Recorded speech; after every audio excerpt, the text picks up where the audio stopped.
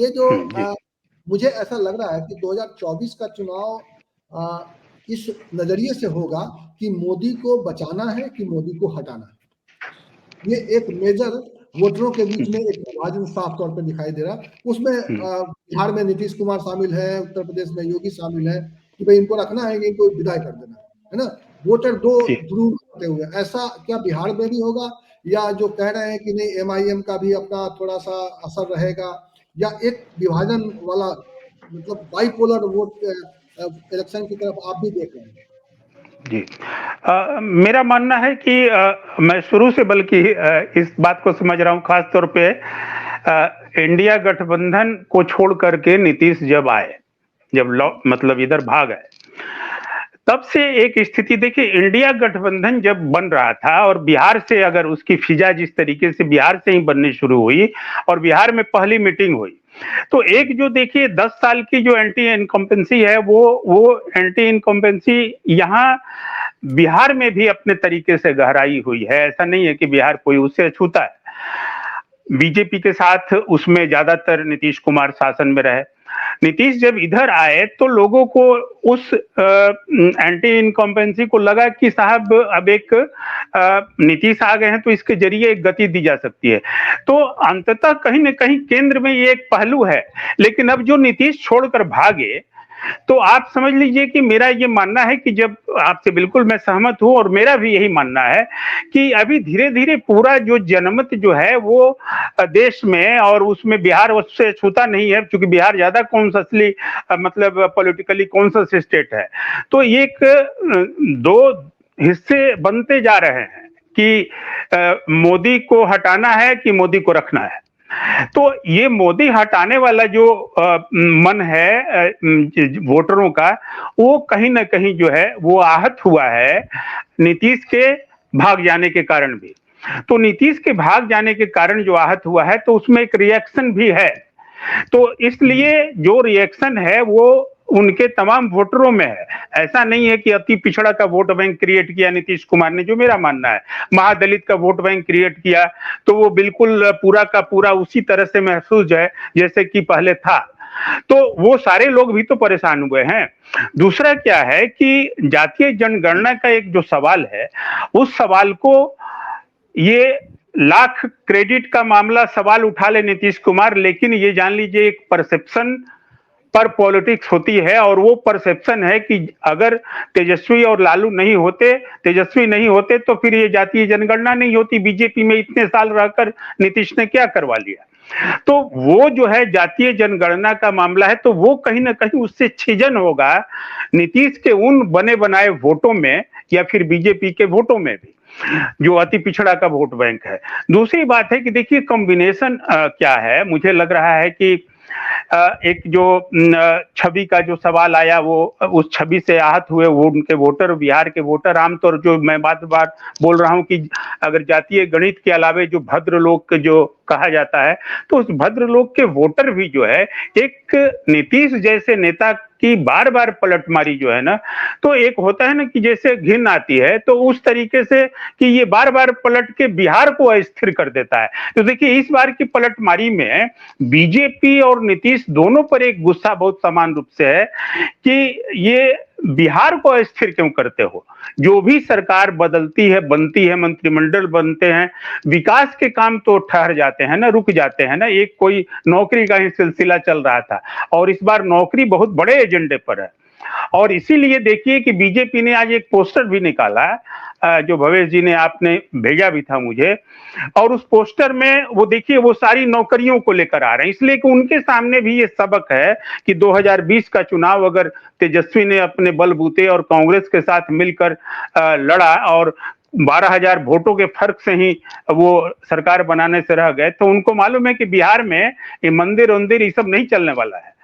यहाँ रोजगार चलेगा, इसलिए कि राम मंदिर प्राण प्रतिष्ठा जिस दिन हो रही थी समस्तीपुर में, एक बड़े अस्पताल का तेजस्वी यादव जो है उन्होंने उसका उद्घाटन होना था और जिसमें नीतीश कुमार जाकर उद्घाटन किए, ठीक उस दिन वो मान के रखा गया था उस तरीके से। तो ये नैरेटिव साफ तौर पर सेट है। तो मेरा ये मानना है कि एक तरफ बिहार का वोटर इस तरीके से इस बार थोड़ा सा ज्यादा बेहाल है, इसलिए वो जो बने बनाया गठबंधन नीतीश और बीजेपी का है, इससे थोड़ा सा हट कर आएगा। देखिए ये वही पोस्टर है, और अब ये इस पोस्टर में जितनी नौकरियों का जिक्र किया गया है, ये वही नौकरियां हैं जिस दिन विश्वास मत के दिन तेजस्वी यादव ने उल्लेख किया था सदन में कि नीतीश जी और सम्राट जी ये वाला नौकरी करा दीजिएगा, ये मैं फाइल बना के आया हूं, ये मैं करके आया हूं, ये फाइल जो है पारित हो जाना चाहिए, उसको फलाना अफसर रोके हुए हैं। तो अब ये नौकरियों पर जो है, देखिए बीजेपी मजबूर हुई। तो एक बात जो है ना, 2020 के चुनाव की एक खास बात क्या है, फैजान भाई बैठे हुए हैं तो इनसे भी इनका भी अटेंशन मैं चाहूंगा कि 2020 में बीजेपी ने लाख कोशिश की कि वो अपने नैरेटिव सेट करे उस इलेक्शन में, वो सड़क बनाए जिस सड़क पर कि महागठबंधन चलने के लिए बाध्य हो। लेकिन आपने देखा इतने सावधानी से और हर पल सजग, जैसे नरेंद्र मोदी के बारे में कहा जाता है कि 24 पॉलिटिक्स, तो 24 महागठबंधन सजग था, और तेजस्वी खास तौर पर कि हमको उनके पीछ पर बैटिंग नहीं करनी है, और नहीं किया। इसलिए नौकरी जैसा एक सवाल बड़ा मुद्दा बन गया था, और वो मुद्दा अब बीजेपी को भी पता है कि यहाँ बिहार में मंदिर उंदिर से काम नहीं चलेगा, तो वो इसलिए ये पोस्टर लेकर आई। लेकिन इस पोस्टर में फंस गई बीजेपी, और देखिए इसमें नीतीश कुमार का कहीं कोई जिक्र नहीं है, और ये जिक्र न होना तो ये बीजेपी की मंशा और बीजेपी की नौकरी देने की नीयत पर भी सवाल उठाता है। मुख्यमंत्री जिस नौकरी देने के पोस्टर या अभियान में नहीं है, तो आपको क्या लगता है ये नौकरी मिलेगी भी, या चुनावी शिगुफा है? ये सिर्फ एक पोस्टर है। अगर पोस्टर ये नहीं रहता तो जो शासक है, जो मुखिया है, जिसके दस्तखत से वो नौकरी होनी है, उसका नाम क्यों नहीं रहेगा? तो ये जो तेजस्वी ने सदन में उस दिन भी कहा था 12 तारीख को, तो उन्होंने ये कहा भी था कि साहब जो है सम्राट चौधरी, आप ही के फायदे की बात कर रहे हैं।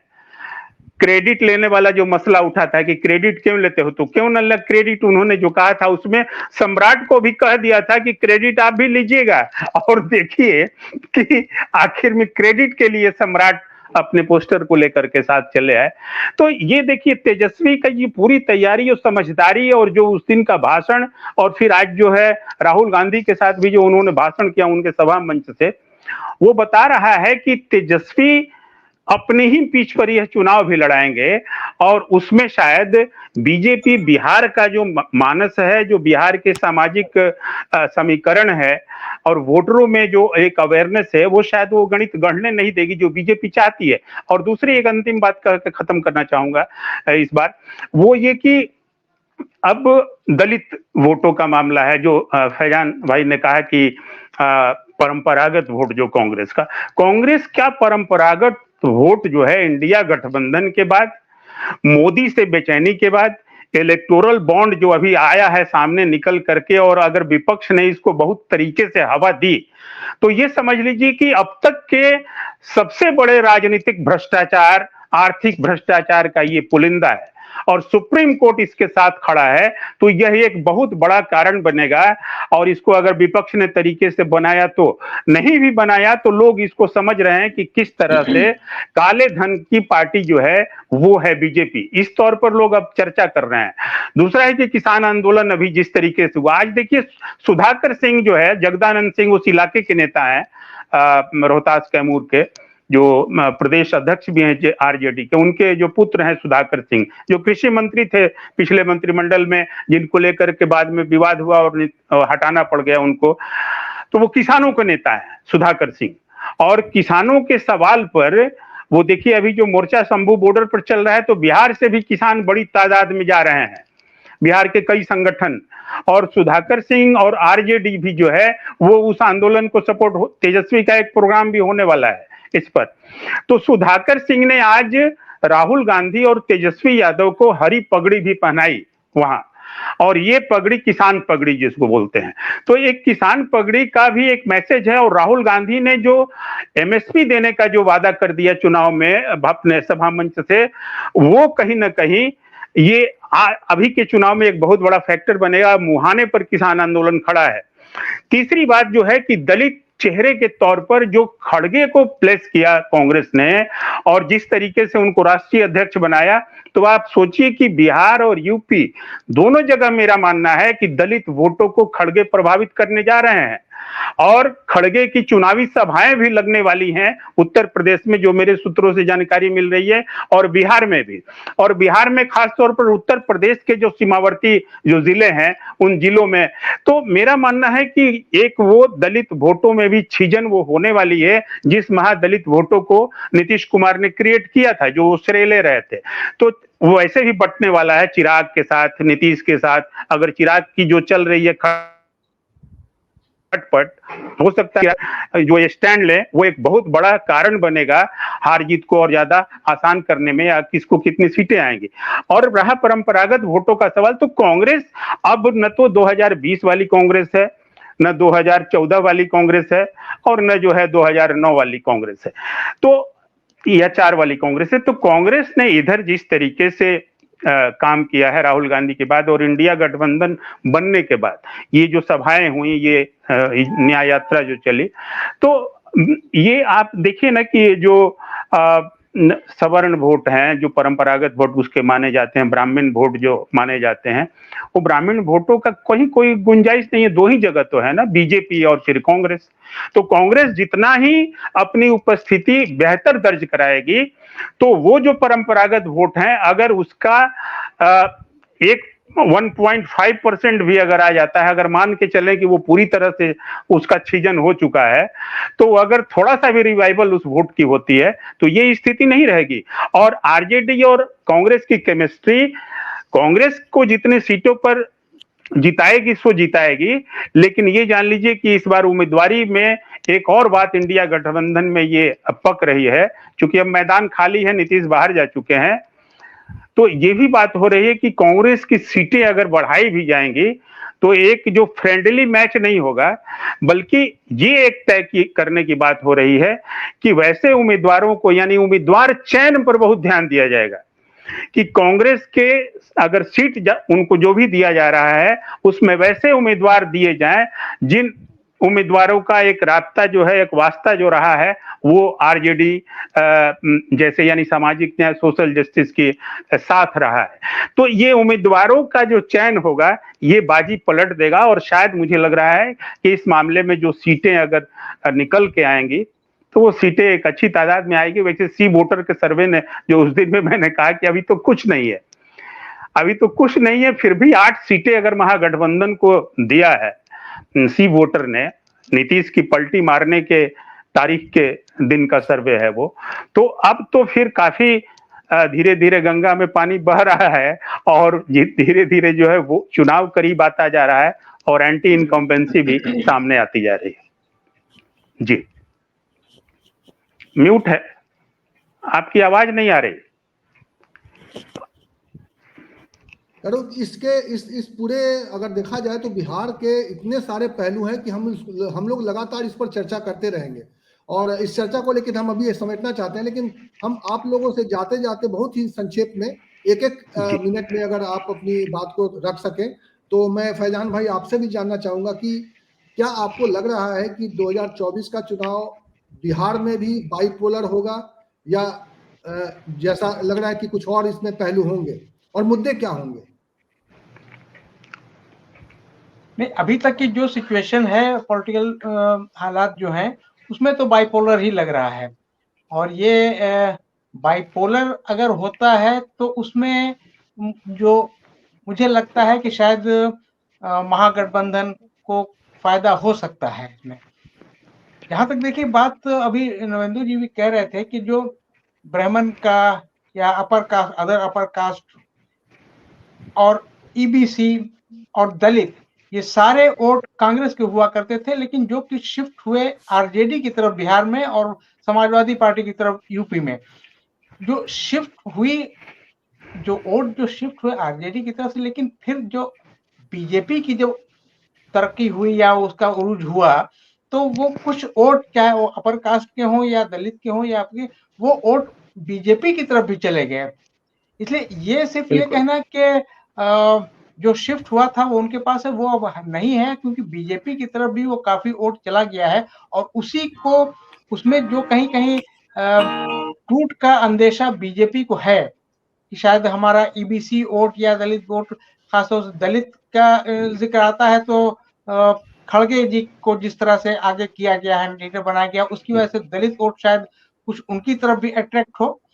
लेकिन उसको काउंटर करने के लिए देखिए, चाहे वो भारत रत्न कर्पूरी ठाकुर को दिया जाए या और भी जो हो, तो वो ईबीसी को अपनी तरफ पूरी वो तरह सब कुछ नहीं स्ट्रांगली है। लाने के लिए बीजेपी पूरी कोशिश में लगी हुई है, क्योंकि उसको इस बात का भी डर है कि मेरा ये जो वोट है ईबीसी का हो या दलित का वोट है, वो टूट सकता है इलेक्शन में। इसलिए वो उसको अपने पास रखने के लिए वो ये सारे हथकंडे अपनाए गए हैं और ये तरीके अपनाए गए हैं ताकि वो उनको टूट से बचाया जाए। लेकिन अगर ये बाइपोलर, जैसा कि आपने कहा भवेश जी, कि बाइपोलर की उम्मीद ज्यादा है और जहां डायरेक्ट कंटेस्ट होगा तो वहां कुछ फायदा इस अलायंस को, माने इंडिया अलायंस को हो सकता है। जी ठीक है। मैं दीपक जी आपके पास आ रहा हूं। दीपक जी, आप इसको कैसे देखते हैं? इस चुनाव में किस तरह के मुद्दे ज्यादा प्रभावी होंगे? जो जो एजेंडा दे रहा है तेजस्वी दे रहे हैं कि रोजगार का सवाल है, या फिर जो ये मोदी को हटाने और रोकने का, कि मोदी को हमें प्रोटेक्ट करना है, मंदिर बनवाने वाला बंदा है, मंदिर बनवाया है, इसलिए उसको रोकना है। देखिए अभी बहुत अर्ली है मामला, चुनाव में गठबंधन बन रहा है। सबसे बड़ा प्रॉब्लम महागठबंधन के साथ है, जो बिखराव हुआ उससे आम जनता के अंदर एक परसेप्शन है कि भाई ये बिखराव हो रहा है, ये मिलते नहीं हैं और आगे आएंगे तो क्या होगा नहीं होगा, ये परसेप्शन चल रहा है। मंदिर का परसेप्शन भी है, ऐसा मत कहिए कि मंदिर एकदम पूरी तरह बिहार में उखड़ गया, वो है। मगर अभी जो स्थितियां बनी है, क्या नीतीश कुमार का वोट बीजेपी को ट्रांसफर होगा और क्या बीजेपी का वोट नीतीश कुमार को ट्रांसफर होगा, इस बीच महागठबंधन को कुछ अच्छी सीटें मिल जाएंगी इस चुनाव में। अभी तक का ये है, कुछ अच्छी सीटें मिल जाएंगी। जो एक था 7 या 8 सीटें हो सकता है कि महागठबंधन को मिल जाए, और ये सर्वे बीजेपी ने कराया था, और उसी सर्वे के बाद ये जो आना जाना, दिल का मिलना, रास्ता खुलना, गेट खुलना, ताला खुलना और पलट जाना, ये सब हुआ, समझिए। मगर मुझे जो अंदेशा है, देखिए नीतीश कुमार के पास भी वोट है, मगर जिस तरह से उपेंद्र कुशवाहा को उन्होंने ले आया कि भाई कुशवाहा वोट हमारा जो टूट रहा था ये एनडीए की तरफ आए, पता नहीं वो कुशवाहा वोट कितना आएगा। एक कुशवाहा तो सम्राट भी हैं, तो ये सारा मामला जो कुर्मी और कुशवाहा का जो वोट है उनका, वो कहाँ तक आता है वो देखने वाली बात हुई। अभी बहुत खेम होगा, बहुत खेल होगा, अभी बहुत सारी बातें होंगी। तेजस्वी के लॉ को रोकने की कोशिश भी होगी, और जिस तरह से तेजस्वी का लॉ चल रहा है, अगर वो दिमाग से जैसे काम कर रहे हैं करेंगे तो गठबंधन को कुछ सीटें आएंगी। मगर एक बात जरूर है कि अभी तक जिस तरह से, अब देखिए इलेक्टोरल बॉन्ड का कोई मामला नहीं उठ रहा है। इलेक्टोरल बॉन्ड इतना बड़ा मामला आया है, हमें लगता है कि राहुल गांधी ने भी मीटिंग में पता नहीं उसके बारे में चर्चा की है कि नहीं। एक बड़ा मुद्दा है वो, जिस तरह से कोयला घोटाला का मामला यूपीए सरकार और 2G का मामला यूपीए सरकार को धरती पर ले आई, इसका कोई असर दिख नहीं रहा। तो आने वाले दिनों में देखिए क्या होगा। और अगर इसी तरह रहे तो ये नेचुरल अलायंस जो है कांग्रेस आरजेडी लेफ्ट पार्टी, जिसमें सीपीआई एमएल का बहुत अच्छा स्ट्राइक रेट है, अगर इन लोगों में सीटों का तालमेल सही हो गया तो लालू भी करेंगे। लालू भी अब उनके पास भी कोई ऑप्शन नहीं है, उनके पास भी अब कोई ऑप्शन नहीं है कि नीतीश छोड़कर चले गए, और अब अगर इसमें से कोई छोड़ के निकलेगा तो आरजेडी अकेले क्या करेगी। इसलिए जो 40 सीट है उसका बंटवारा कायदे से हो जाएगा, और इसमें जनता आरजेडी को खोने को कुछ नहीं है, क्योंकि उनका अंक 0 था। वो कहीं 2, 4, 5 सीट जीत लेंगे तो ये विनिंग इसमें हो जाएगा। कांग्रेस एक थी, 2, 3 सीट ले आएगी, तो मिला जुला के महागठबंधन को 6-7 सीट आएगी। 39 जो उनका था उसमें गिरावट आएगी। चलिए, जैसे जैसे समय आगे बढ़ेगा हम लोग चर्चा को आगे भी करेंगे, और मुझे लगता है कि ये जो अभी परिस्थितियां हैं ये परिस्थितियां बदलेंगी। मैं तो बल्कि ये भी देख रहा हूं कि तेजस्वी जिस तरह से अपने भाषणों में एग्रेसिव हो रहे हैं, उनके खिलाफ में कुछ मामला निकाल के उनके ऊपर कार्रवाई भी हो सकती है, और राहुल गांधी भी निशाने पर हैं। और जैसी पहले चर्चा हुई थी, नरेंद्र जी बहुत संक्षिप्त आपकी प्रतिक्रिया चाहूंगा, बिहार में मुद्दा क्या रहने वाला है इस बार का चुनाव में? मुद्दा देखिए, नैरेटिव जो मैंने कहा कि मुद्दा नौकरी यानी कि इशू जो है, क्योंकि हम लोग 1 घंटा से ज्यादा बात कर चुके हैं। जी बिल्कुल, तो जो जनता के सवाल है ना, मुद्दे वही रहेंगे, लेकिन बीजेपी कोशिश करेगी, जो उसकी आदत भी है, वो उसको भटकाने की कोशिश होगी। लेकिन जैसे 2020 के चुनाव में बिल्कुल सजग थे, विपक्ष सजग था, तो वो सजगता है इस बार, और इसीलिए ये पोस्टर जो बार बार आपने दिखाया, मैं बार बार इस पर आ रहा हूं, इसीलिए कि वो फिर बता भी रहा है कि जनता के जो इशूज हैं, मसले मसाइल हैं, वही मुद्दे बनेंगे बिहार में, वो अगर नहीं भटके तो। देखिए, मंदिर के सवाल पर ये सही बात है कि जो बीजेपी अपने वोटों को जरूर जो है और अपनी कतारों को बटोर पाएगी, लेकिन तो बीजेपी के वोटर बीजेपी के साथ जाएंगे, जो उसके जो सॉलिड वोटर्स हैं, लेकिन वो आमतौर पे जो प्लस हो पाती थी बीजेपी, वे वोट्स जो है वो मुझे नहीं लग रहा है कि इस बार उसके साथ जाएंगे। और एक महत्वपूर्ण बात मैं ये कहना कि 2 बातें देखने की है। एक देखिए, अभी दलित वोटों को लेकर के जो है ना, चिराग, पारस और फिर बीजेपी, फिर चिराग, नीतीश, पारस, ये तीनों, तो ये इसको अभी स्थिर होना बाकी है। हाँ, ये अगर हलचल जिस तरीके से इसमें चल रही है, अभी एक बलबला जैसा अभी खड़ा हो रहा है, फिर चिराग को कहीं ना कहीं से घेर करके जो है एक खत्म करने की साजिश है, और वो महसूस भी कर रहे हैं कि फिर वो सिर्फ हनुमान बनकर लड़ेंगे कि हनुमान बनकर लंका विजय भी करेंगे। तो ये एक सवाल है। दूसरी बात है कि जो कुछ भी हो, एक दिन हम लोग बिहार में एक अंतिम बात, एक चीज मैं जो कंक्लूड कर रहा हूं कि जो भी हो, लेकिन मोदी 40 पर हारने जा रहे हैं बिहार में, ये मुझे साफ तौर पर दिख रहा है। यानी कि मोदी को नुकसान होने जा रहा है। वो सी वोटर का 8 सीट ही गिन ले तो, और 8 के बाद भी गिन ले तो, लेकिन नीतीश के जाने के बाद भी मोदी का नुकसान होना है, और वो नुकसान मोदी को केंद्र में सरकार बनाने में भी कहीं ना कहीं एक महत्वपूर्ण फैक्टर अदा कर सकता है।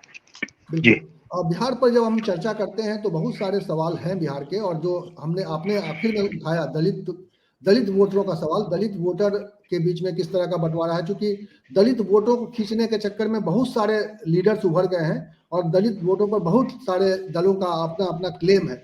तो कैसे दलित वोटर जो है क्या सोच रहा है, उसके मुद्दे क्या है, और किस तरह से वो किसके साथ ज्यादा एसोसिएट होता है, इन सारे सवालों पर हम आगे भी चर्चा करेंगे।